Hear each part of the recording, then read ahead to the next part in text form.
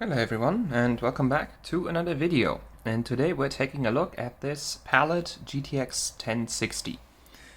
So this is yet another card that came in as non-functional. The symptoms were no image, and as you're seeing the card right now, it is actually already repaired because I did record a video in a usual way, how I usually do it as I go through the procedure, but I did some mistakes along the way, and I would rather just have a proper video than just one that has numerous corrections in it and is twice as long as it needs to be.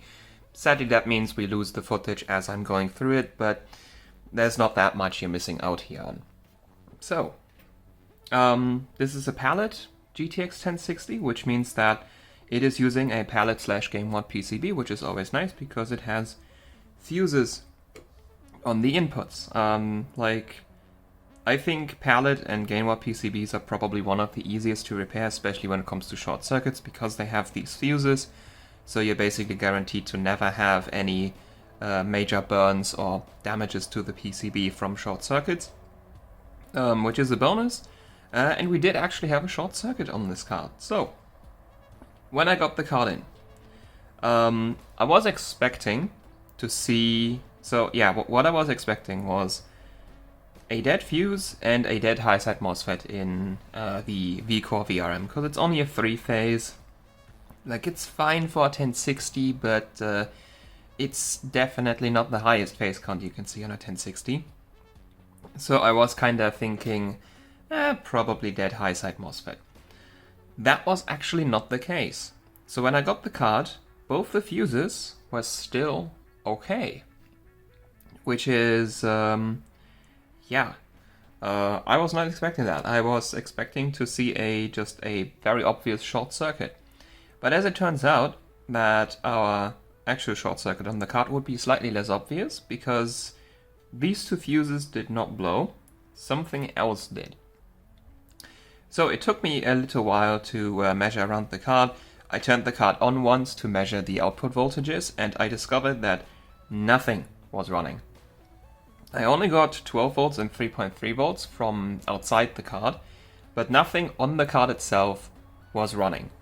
So the power sequence for a GTX 10 series card is 5 volts, 1.8 volts, V-Core, PEX, memory. Since we have nothing running, there must be something wrong with our 5-volt rail, because that's the first thing that turns on, and if nothing turns on, well, the problem's gotta be here. If it was with 1.8 volts, then this wouldn't turn on, and if anything after it wouldn't turn on, but this would still run. But since nothing runs, 5 volts is our area of interest. And I found a little PCB annotation for a very similar PCB to this one. Now this is a 6GB 1060. I found a PCB annotation for a 3GB 1060 from Palette, which has a few PCB differences. I think the chip for the 1.8 volts rail is different. The V-Core VRM is actually using DR MOSFETs instead of discrete MOSFETs. But other than that, the PCB is basically the same. So the 5-volt rail was identical. And this little chip right here is another rebranded RichTech component. It is a little 8-pin chip. That's just, for minor voltage rail. And it's an RT7296, I think, something like that. It has the code of 08 equal. If you go through the data sheets from RichTech, it tells you the marking code in the data sheet. But anyway, so here's where the first mistake that I did happened. I read the datasheet in the wrong way. So the dot is in this corner, but I assumed the dot would be in this corner. So instead of measuring the V-in voltage, I was actually measuring the enable pin, which are both important, you need both to run. But the actual issue was that we weren't getting V-in voltage. Because on the back, there is a little 0 ohm resistor right here, and this 0 ohm resistor is connecting the V-in pin of our 5-volt rail to 12 volts on the PCI Express slot. And this 0 ohm resistor wasn't 0 ohm, it was somewhere above 3 kilo ohms. So very obviously this resistor was burnt out. So, because I have seen other people encounter burnt out or just failed resistors before, I just, I put a little bit of metal over the resistor and just reconnected it, and thought that would be the fix for the issue, which is the second mistake I made. So I turned the card on and saw that still nothing was running, and actually now this fuse was blown, which is why this one is also jumped with a piece of metal now, because I don't have any replacement fuses. If you repair this card in a professional manner, especially if you try to sell it, replace those fuses. I'm not doing it because I don't have replacement parts and because I will be using the card for myself for my overclocking projects. I do not need this card to be as reliable as someone who runs it daily does. But, you should replace those fuses if you have the card, if you use my video as a guide. Anyway, so that fuse was also blown, and obviously this resistor wasn't the cause, it was just a symptom. So I began to panic a little bit because I thought the chip itself would be faulty of the 5-volt rail and I would have to end up doing something like an e-power. But I found out that next to the 0 ohm resistor there are 2 multi-layer ceramic capacitors which are also connected to the V-in pin, which are just input filtering, and you can see one of them is now gone. So there's the smaller one and then there was a bigger one. And I just thought, okay, I've seen shorted out input filtering multi-layer ceramic capacitors before.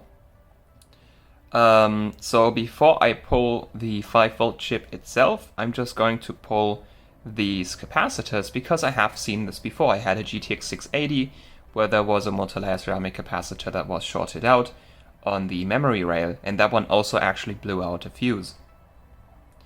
So I started by removing this big capacitor, and that was already the fix. So this big capacitor, I don't know if I still have it somewhere. I did check it if it was shorted, and it was. I think I don't have it anymore though. So I got a bit lucky, and the first thing I pulled was actually the shorted out part. Now without this capacitor the 5-volt rail still works, but again, if you are trying to repair this card properly, put that capacitor back on. I have not done it because it was kind of late and I just wanted to see the card work. So I haven't done it yet. And the 5-volt rail seems to work just fine without it. But, again, I don't require the same amount of reliability on my cards as someone else does, because I am pretty much only using them for modding and overclocking, which already is, making the card very, very custom and no longer as reliable as a stock operation.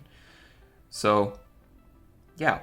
And with that capacitor removed, the 5-volt rail now runs, and because 5-volt runs, 1.8-volt runs, because that runs VCore runs, because that runs PEX runs, because that runs memory runs, and because that runs, our card now works. And yeah, that's pretty much the repair. So this GTX 1060 is now working.